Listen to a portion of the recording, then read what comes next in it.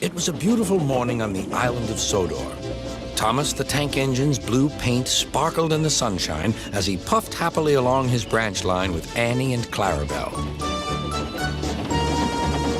He was feeling very pleased with himself.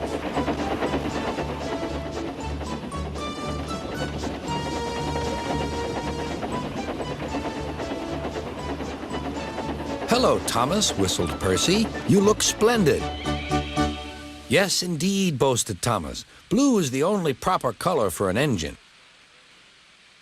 "Oh, I don't know. I like my brown paint," said Toby.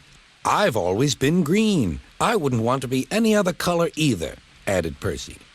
"Well, well, anyway," huffed Thomas, "blue is the only color for a really useful engine. Everyone knows that." Percy said no more. He just grinned at Toby. Later, Thomas was resting when Percy arrived. A large hopper was loading his freight cars full of coal. Thomas was still being cheeky. "Careful," he warned. "Watch out with those silly cars." Go on," muttered the cars. "And by the way," went on Thomas, "those buffers don't look very safe to me." The last load poured down. "Help, help," cried Thomas. "Get me out."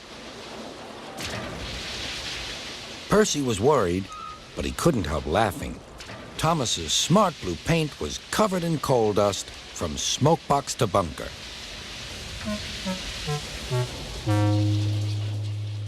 "Ha ha!" chuckled Percy. "You don't look really useful now, Thomas. You look really disgraceful."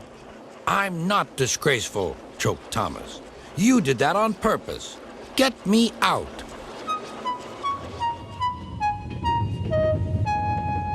It took so long to clean Thomas that he wasn't in time for his next train. Toby had to take Annie and Clarabelle. "Poor Thomas," whispered Annie to Clarabelle. They were most upset.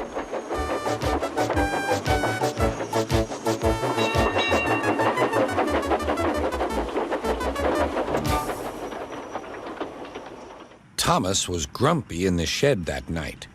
Toby thought it a great joke, but Percy was cross with Thomas for thinking he had made his paint dirty on purpose. Fancy a really useful blue engine like Thomas becoming a disgrace to Sir Topham Hatt's railway. Next day, Thomas was feeling more cheerful as he watched Percy bring his cars from the junction. The cars were heavy and Percy was tired.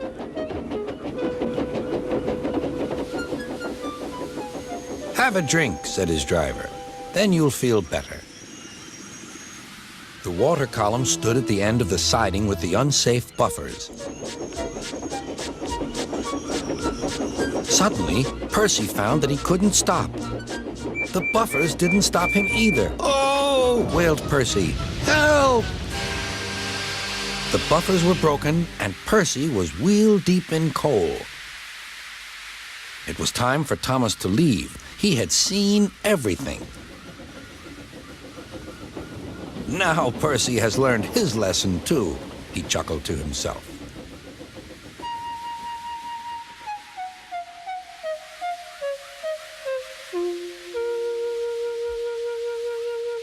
That night, the two engines made up their quarrel.